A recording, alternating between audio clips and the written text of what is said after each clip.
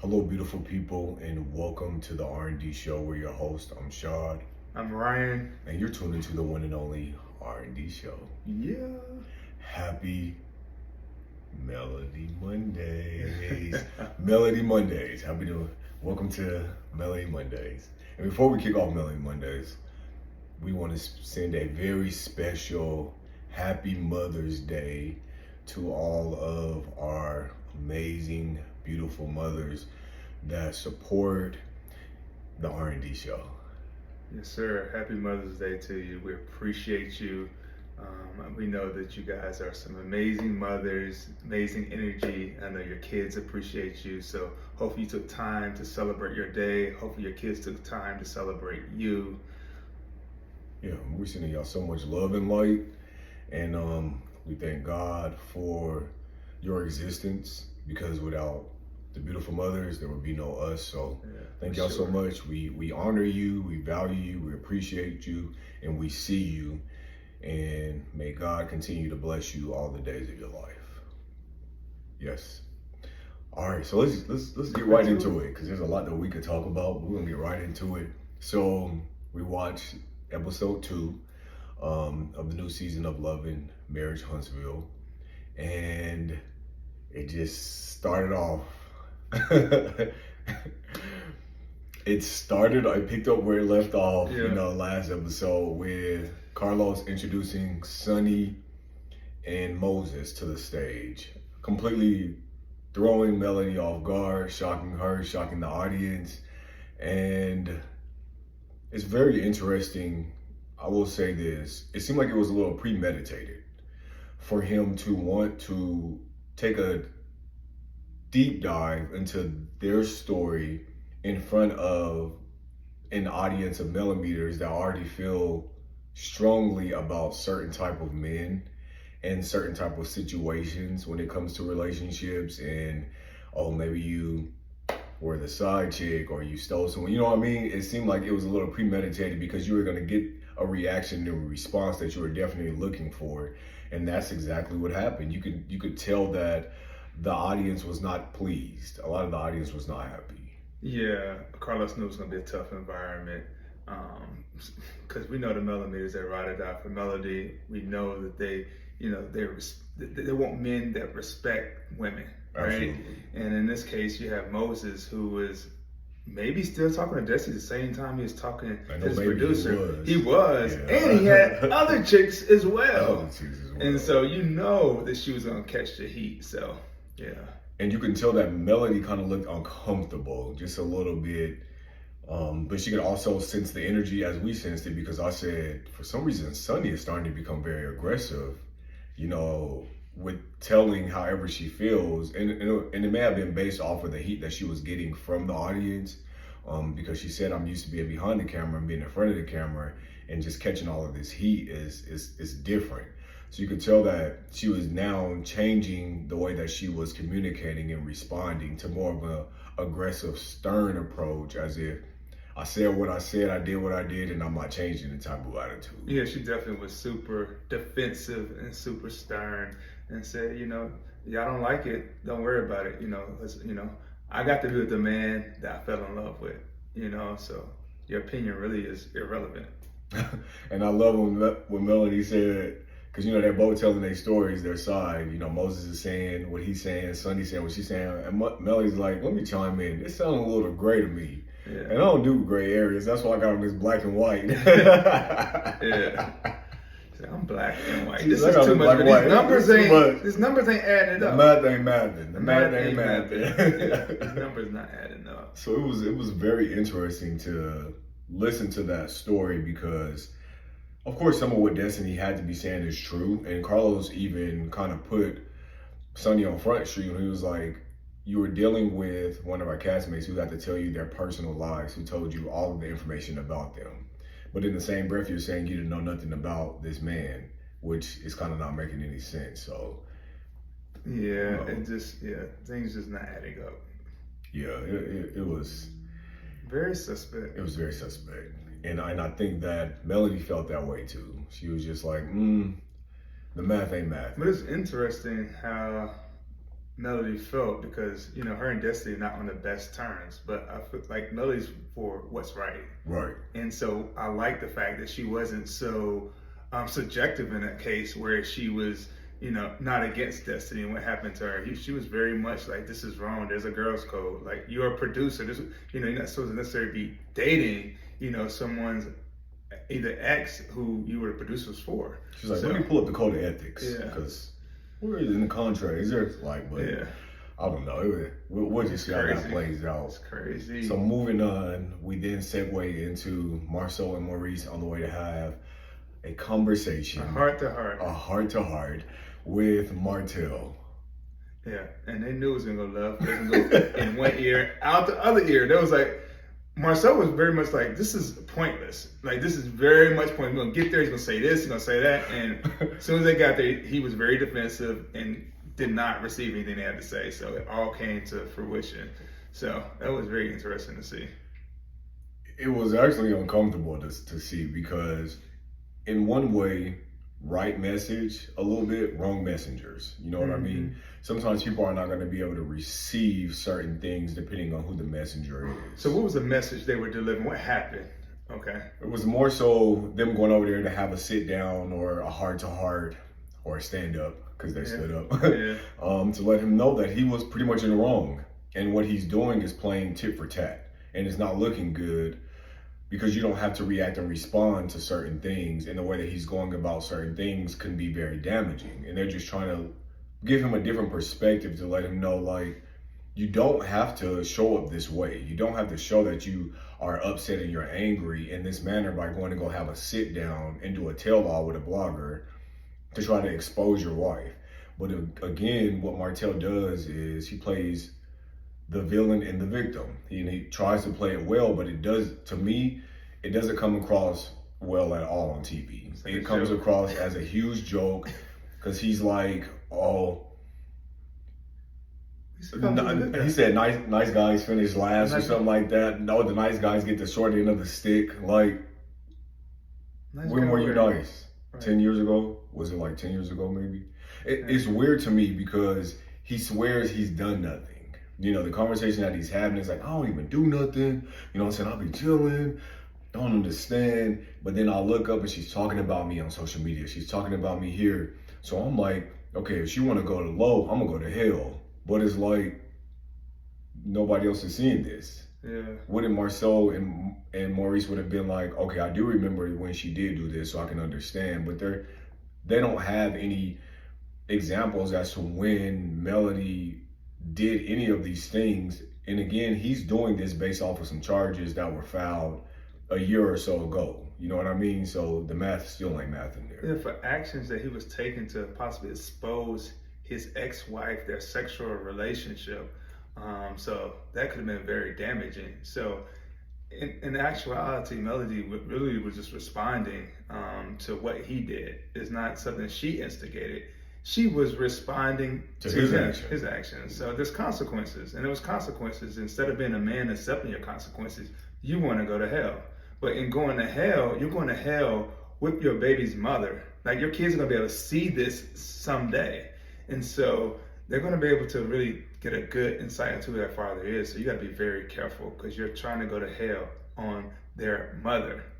And it's tough to watch his scenes, because he just gives F-boy. Like, you give F-boy so strongly, and you are just not a likable person. And it's weird, because you would have thought that redemption could be somewhere near, but it's so far away based off of his mentality and where he's at. He's wrapped up in this narrative of, I've done nothing wrong. Like, sir, you are the reason why we are here today.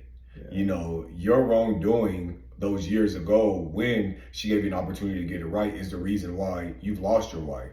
You've lost that family dynamic, and yet you still try to throw fire on your wife as if she is the one that's caused this explosion. No, she's pretty much reacting a little bit every now and then, depending on what you've done. You go and you allow your baby mama, your mistress, or whatever the case may be, to get on social media to try to dog her out. You allow her to do all these different lies, and sometimes you're in there with them. Like, you're adding fuel to a fire that you've caused. and you're trying to make it seem as if it's all Melody's fault. So it's kind of weird to. I feel nothing for Martel in these scenes. I don't feel anything. I'm trying to figure out how he still spins himself as the victim. Yes. It makes no sense. And the Academy Award. Academy Award. And then you still don't win because the acting ain't even good. No. It ain't up to par. So is he even buying it? You know what I'm saying? He cannot be buying it. He can't be. Yeah. He just can't be. But that scene was like, that was a tough scene to watch. It was not needed. It was not needed. He did himself no justice at all. He just painted himself to be a sourpuss, and he painted himself to be a boy that throws temper tantrums. Mm-hmm. You know what I mean? Like, there is no moving forward in growth and becoming this man who is able to accept the things and the reason as to why things are the way that they are. Like, I feel like accountability in that moment could have opened a lot of people's eyes and be like, now we're getting somewhere. And especially coming from the fellas. So, they was coming to have a heart to heart. And, you would hope that Martel would be able to receive that from the guys, but to not be able to receive really anything and to start throwing jazz back at them where they did this and they did that. Yeah. Like, it was like, I don't know what space he's in, but definitely not a space of growing and healing. He's in the space of delusion. He's in the space of Lulu. He's in the space of projecting. He's in the space of being defensive. He's in the space of not taking ownership for his actions and behavior. He's in the space of trying to justify his negative actions by weaponizing something that is not even there. And it's kind of weird. But what I will say is, Marcel was trying to make a point that, who cares? Who cares like what Melody's doing? The only people that are buying it, what she's saying, is her delusional fans. Like, her fans, the millimeters is who he was getting at. And all they're doing is buying these t-shirts and buying this stuff and making her rich. So when you think about that, you got to think about how the game is being played, because it's definitely chess, not checkers. I think a lot of Martel's bitterness and why he's angry is because Melody has found a way to capitalize off of her pain. She's made her pain into profit, and she's made her grief into gold. Mm-hmm. And everybody ain't able to do that. Beyonce's good at doing that. You know what I mean? She'll put it into a song and she will never talk about it nowhere else.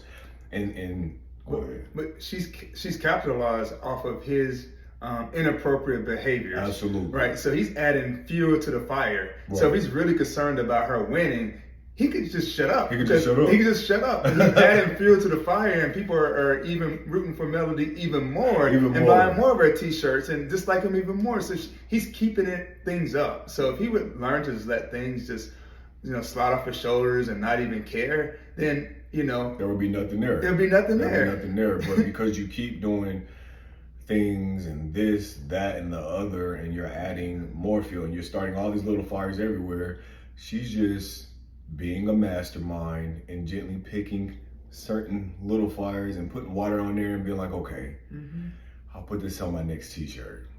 Or I will use this as a code for 50% off on 7th Avenue. Or I'll do an even bigger one and drop a new single called Nobody's Business that she dropped on Mother's Day. Okay. And the song is already #1 on iTunes. Are you serious? Oh yeah. It's fire? And it's interesting because in the song she's talking about him not claiming Lil Mama and how he was wanting to tell their personal business to try to expose, her, or to try to hurt her, and how whatever happened behind closed doors was supposed to be nobody's business, but you're making it a point to tell that business, one, to, your baby mama, and then 2, to Tasha K, and then trying to get the world to turn against someone when it's really just backfiring, and it's your karma. And it's very interesting because the lyrics that she just, so I know he's upset right now. I know he probably can't wait till the new season to start filming. So he can't get out of his own way. He's like, I did it again. It's a second song basically she's made off of him, so she's using his opportunity. Yes. So she's a mastermind with this. So and what's smart is, like, she shot a video as well. And in the video, I don't know if you've seen the original, when he was recording her, when they got into a disagreement And you didn't get to see what caused her to react that way. So he just picked up the phone and started recording her reaction. So in the video, it's like somebody, like she's being recorded and she's responding. So she really just is playing off of the things that you tried to use against her in a negative. She's made it into a positive. And so now I know he's over there like, he's pissed. He is fuming. You know?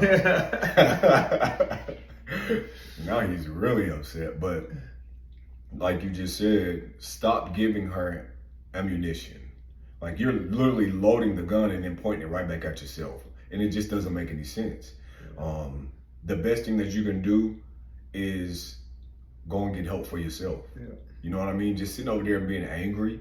And I honestly feel like he is angry because she has skyrocketed within her career, in her personal life, you know, business ventures. She's skyrocketed, and that has to be tough to see because at one point in time, you were a team. You know, you were a part of this beautiful story.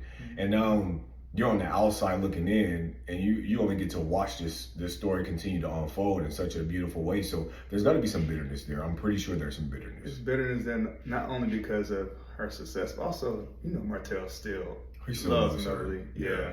And so it's bitterness there that she's going on to be even bigger and better without him. And he probably has some resentment, but it should all be towards him. You know, if you look at himself, take a deep look into himself. What did I do to cause this?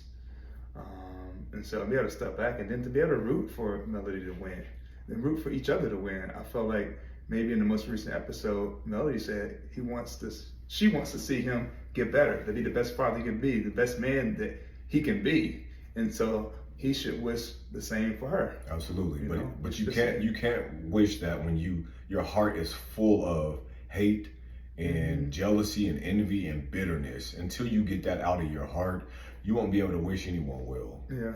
You know what I mean? For sure. Because you should still want to wish the mother of your kids. Like, I wholeheartedly wish my son's mom, I even text her on Mother's Day, you know, because I've always wanted the best for her. I wish her well because she's deserving of living a good life. She's deserving of having a good man. She's deserving of having a great career and being healthy. I want nothing but the best for her. And I feel like because there was a point in time when I was in love with her and we were together for all these years, why would I want to wish ill will just because it didn't work out the way that, you know, we both thought maybe it would have worked out? We created a beautiful child out of our union. So I'm going to always have the utmost respect for her and wish her well. And even if I don't agree with some things, I'm still wishing you well. You know, I'm still praying for you. You know, I'm still sending that positive energy. And that's just how I feel like any man should be with the mother of their child. And I know some situations are different. You know what I mean? I feel like some women give, you know, some men a reason to not like them based off of maybe they're trying to take the child away from them, or they don't want them to see them and they're taking them through court. So that's different. And I can understand feeling some type of way in that situation. But if it's not that type of situation like Martel and Melody, you know, I messed up. I am the reason why our family's no longer together. I don't want to sit here and play the blame game because the bulk of what happened was because of me. And I take ownership and full responsibility. And I bow out gracefully. And I hope one day we can somehow become friends. I'm going to work on myself. Whose story is that? Who has that context? That's the context that I'm what you would have wishing had. for Martel. That's what I'm wishing for Martel. So I'm sending that out there into the atmosphere for Martel. That's not his lens. It's not his lens right now. Yeah, so, yeah, for sure. It's not his lens, but yeah. But moving on from that, Kiki. At one point in time, I was actually rooting for Kiki. I was really rooting for Kiki at one point in time. But Kiki gets in Kiki's way every single time. Kiki is the demise of Kiki. Kiki. Kiki need to stop kikiing and just what are you doing? Yeah. So Stormy goes to have a sit down with Kiki, and Stormy is already not happy with Kiki because Kiki last season, when they were on their trip to Houston, released some information to the blogs about the trip and about what was going on. But Kiki said that it was her mother that released the information to the blogs. And Stormy is like the rest of us watching, like, lie again. Lie on your mama again. Why you gonna lie on your mama? Keep on lying. Keep on lying. And then she tried to double down a few times, but then at the end, she's like, well, the details really don't matter. All I know. Details do matter because you're trying to avoid ownership and apologizing for your mother when you need to just apologize for yourself. Your actions and your behavior. Yeah. It just doesn't make any sense. And you got to think that the two people that have really have shown up for Kiki and being good friends to Kiki is Stormy and Melody. Mm-hmm. So then we segue to Kiki going to have a sit down with Melody, right? Mm-hmm. And so she's trying to, well, I feel that, I felt slighted by you. So basically what happened is there was the group trip. It was Nell's trip. Kiki and Tisha don't get along. They're cousins. Tisha, of course, is on this trip. Kiki was not invited to the trip. Kiki then has a conversation with Melody. And Melody's like, well, you should talk to Nell and see if it's a good idea for you to come if you want to apologize and mend things with your cousin. I don't think it's a bad idea, but talk to Nell. So whatever that conversation was like, Nell told her, I don't see why it would be a big deal. So she comes to Houston. Of course, Tisha don't like that. So then she walks in, and then Tisha feels some type of way, which she was entitled to feel some type of way because a few scenes before that, you threw water in her face, right? You threw a drink in her face. So of course she's gonna feel some type of way about you being there because for me, it's out of sight, out of mind. You don't exist in my world at this point. So then they go and sit down with a therapist or a life coach or whatever. And Stormy speaks up for Kiki, but she didn't have to. She just felt like, Kiki is getting it from the left, from the right, top to bottom, but not also holding Kiki accountable as to why she's placing herself in these situations that have nothing to do with her. You're upset because your cousin has chose to stay with her husband and not leave him based off of accusations and allegations and, rumors and whatever the case may be, whether they're true or false, but that is not your life. She is not your responsibility. Remove yourself from that. Why are you taking this to heart? That made no sense. It makes no sense, especially after you had your own issues in your own household. Yeah. Right? Yeah. You're going so hard on Tisha, but you and your husband have both confessed to there may be some infidelity there. And so it's just really interesting. Yeah, because you're so heavily invested. Yeah. And so she felt slighted by Melody in Houston because she felt like Melody probably should have spoken for her, had her back. But why? You jumped in the 10-foot side of the pool by yourself with no life jacket on, and then you started to drown, but then you wanted me to jump in and save you so we can both sink instead of swim. It doesn't work that way. As an adult, you've made these decisions that have not been the best decisions, and you put yourself in this situation, and so now you have to figure out how to get yourself out of the situation. You can't always look for a lifesaver to come from somebody else. That's not how friendship works. That's not how it works in general. Sometimes you have to hold yourself fully accountable. And the one thing that I know for sure is in order to have good friends, you have to be a good friend first. See, Melody was a good friend to her, and Stormy's been a good friend to her. You never want to mess over your good friends. You never want that. You want to return that goodness, and she's just not good at doing that. So in that sit down with Melody allowed her to speak her piece and say what she needed to say. And sometimes you would think that Kiki is like getting emotional, but she's not. It's very interesting. But she plays the victim so well, but not well enough. To her, she plays the victim very well. And so when Melody did exactly what I would have done, like, well, you told me how you feel. Now I'm gonna tell you how I feel. And she told her exactly how she felt.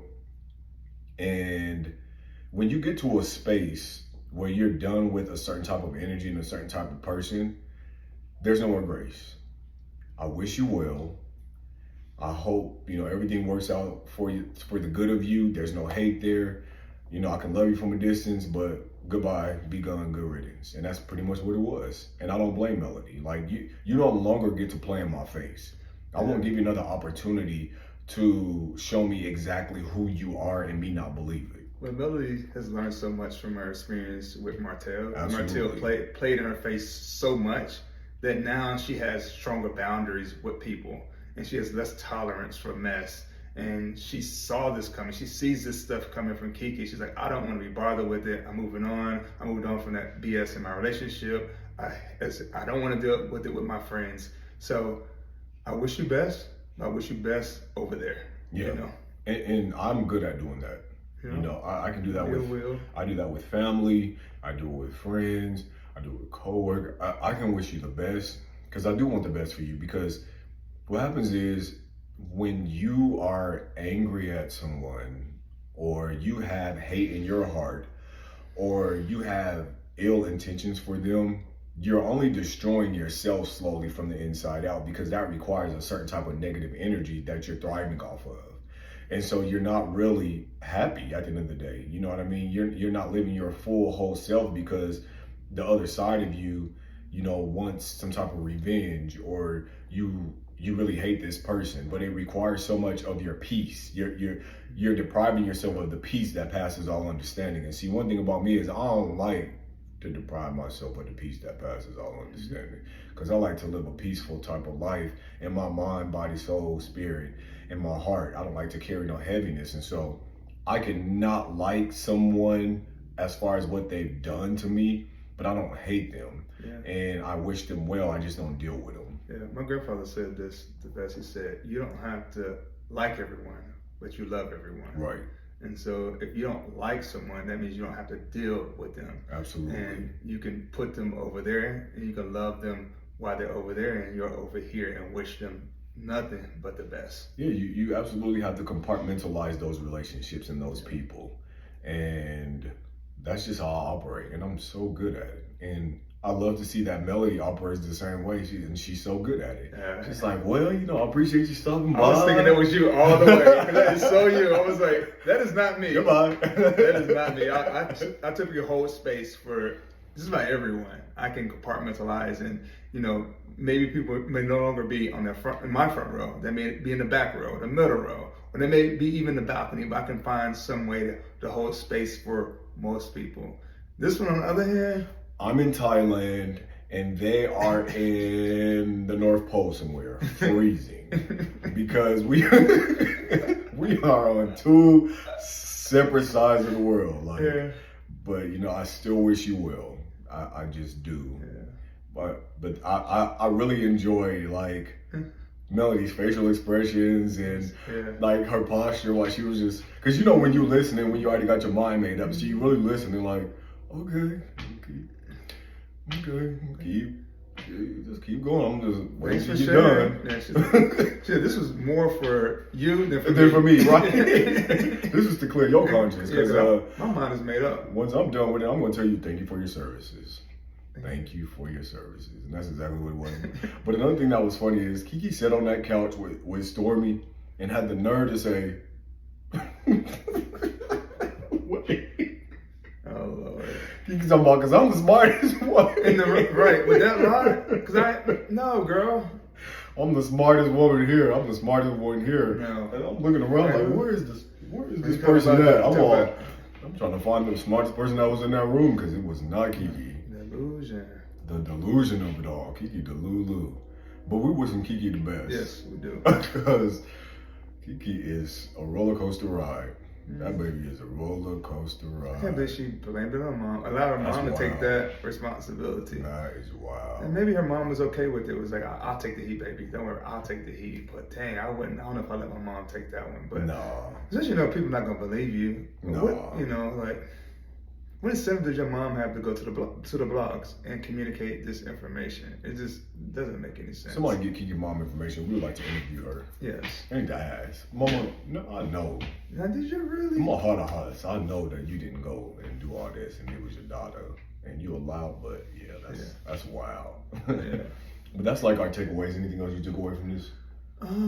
No, those were the main ones. Those are the main key takeaways. Yeah, because of course, you know, Kimmy and Tisha and Sonny had to sit down And Tisha came in there already on 10. Like, you could tell that she has a strong stance and opinion when it comes to Sonny and how this relationship started off, and she is just not here for it. Yeah, but she has a strong stance also because there's rumors about Marcel out there and side chicks, and maybe potentially Sonny was a side chick at one point in time, and she doesn't want to see that happen to her. A producer come in and try to sleep with her husband. So I think she definitely has a strong stance on it. She kind of feels like if somebody can do this to her, you know, who's to say they can't do it to us as well? But I doubt anybody. You know, anything's possible. Yeah. You know, anything is possible. I mean, there's some people out there who'll do anything for anyone, huh? Yeah, that is true. Keyword anyone. That is true. Yeah, that is true. But yeah, that's like the bulk of what we got from this episode. And so chime in, you know, in the comments. Let us know what y'all thought about this episode. What you think about our commentary in regards to Melody Mondays and our takeaway from the Melody show, because it really is the Melody show. You know, Melody makes the show like, Melody sitting up there on that panel with Carlos, and the facial expressions and her like being shocked, and just like, you can tell she was just like, I'm uncomfortable a little bit, but this is a lot. Because she even said, she was like, I knew it was going to be some tea, but I wasn't planning on no hot tea. Like, this is piping hot tea. This is piping hot. Like, this is wow. She said it might be a little too hot for her. Yeah, too hot. And then she was trying to calculate like 1, 2, 3, 4. She was like, the math ain't math. No. And it really wasn't. They both kept digging themselves a deeper hole. Because when he started talking, they shared that story together. That's when it was all messed up. Yeah. He talking about, I was still talking to Destiny. And like he messed up. I guess he coming and telling the truth. Yeah. Best way to be for your storyline, right? Yeah, I guess so. Be authentic. But good for Destiny that she moved on from that type of person, because apparently he wasn't just dating Sonny, but a bunch of other women as well. So Destiny shot the mindset, good riddance, like, you know. So yeah, we'll see how this continues to play out in the next few episodes. But this is our take on Love and Marriage Huntsville, episode 2 of the new season. Again, chime in the comments. Let us know how y'all feel. Be sure to thumbs up this video so that you're liking it. Make sure that you start the conversation. You know, give us some feedback. Let us know your thoughts and your opinions. And share this video as well. And to our new subscribers, because we got some new subscribers. We want to say thank you so much for tuning in and subscribing to the R&D show. We hope you love it here, and welcome to our world. Welcome. We think you're gonna love it over here. Yeah. So welcome to our world, and thank you again. And make sure you also, you know, send this to your group chats and your Facebook and your Twitter and wherever else you can post us at. We really appreciate it. Oh, and thank you again for the super thanks. We really appreciate that. That was really sweet. So thank y'all again for tuning in to the R&D show. Till next time, take care of yourself and each other. Hey. Peace.